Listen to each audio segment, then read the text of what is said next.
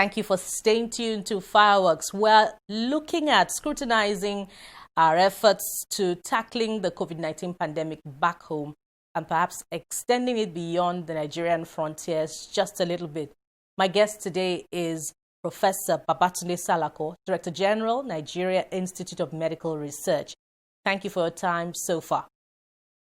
Thank you very much. So, earlier this year, or at the middle of the year, the NIMR launched its own test kit. Tell us more about that and how it has helped shore up testing in the country. Thank you very much for that question. We came up with a molecular test called NIMR for short, which is SARS-CoV-2 isothermal molecular assay test kit. That test kit was adapted to a machine called T16 isothermal machine. Ordinarily, the test is carried out using RT-PCR, called real-time polymerase chain reaction machine.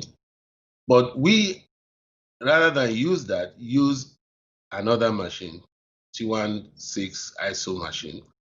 That machine can deliver results within 40 minutes. And that is the innovation there, because it shortens the process of tests and how long the tests can be made available to people.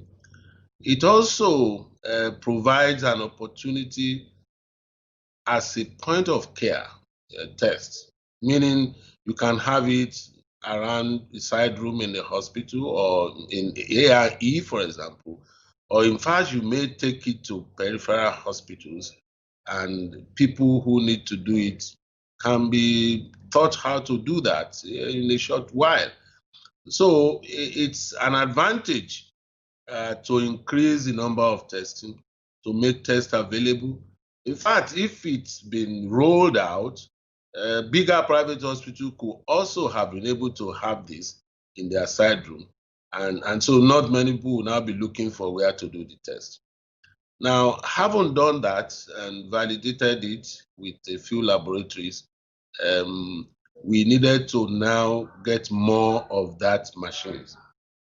Unfortunately, as I speak, the company in Australia which provided us the machine, somehow for one reason or the other, have got contact with us. We've called, we sent email, and just before we launched, we had spoken to them, how long can you produce 20 for us? They said within 3 weeks. Now that we were ready, for them to do that, we couldn't even hear any communication from them again. And that has led us to thinking that we must, as a matter of urgency, develop another test kit that can be used by the conventional real-time PCR. And that I can say now that we have completed and is also going through validation. And as soon as that has been done, that will then be presented to the public. So the one that we first developed, which should have provided an advantage of improving and increasing the number of tests, now has a rate limiting step of the ISO machine that the test kit was adapted to. Because that test kit cannot work with the real-time PCR. It can only work with that machine. And here we are. The manufacturers are not talking to us again. Have you reached out to the Ministry of Health to see if there can be some form of financial intervention to enable you purchase this machine that is adapted to your innovation?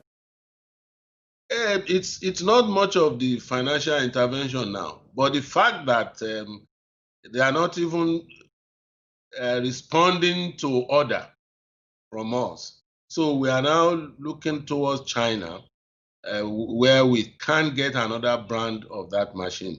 Because what it means is that if it's going to be used at all, any hospital who wants to use it must have the machine. It's like you want to do COVID-19 test, you must have a real-time PCR. A real-time PCR will cost close to about 50 million. The small machine that we're talking about will probably cost about $10,000 to $15,000. I mean, that is what would have made it available to as many hospitals as possible.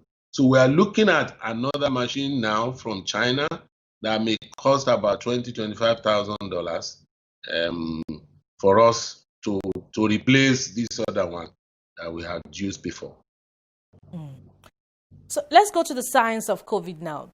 Do you believe this COVID-19 virus, based on arguments at the onset of the pandemic, to be genetically engineered or naturally occurring?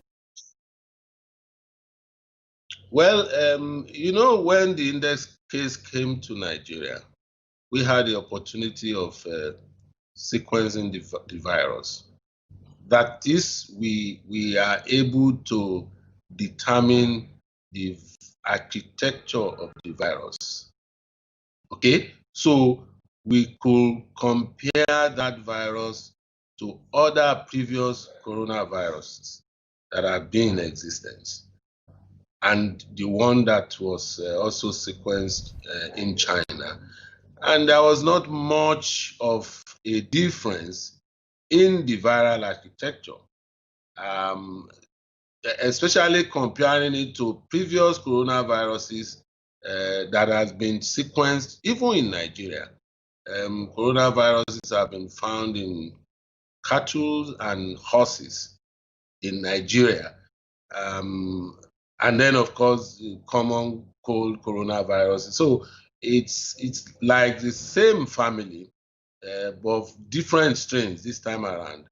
And that's why it's been named SARS-CoV-2. To that extent, it is very difficult to say this is a genetically engineered virus. But why does this virus have the ability, unlike the others, to mutate and cross countless borders in just a matter of months in the year 2020? I wonder if you studied the Spanish flu. Did it mutate and cross borders like this?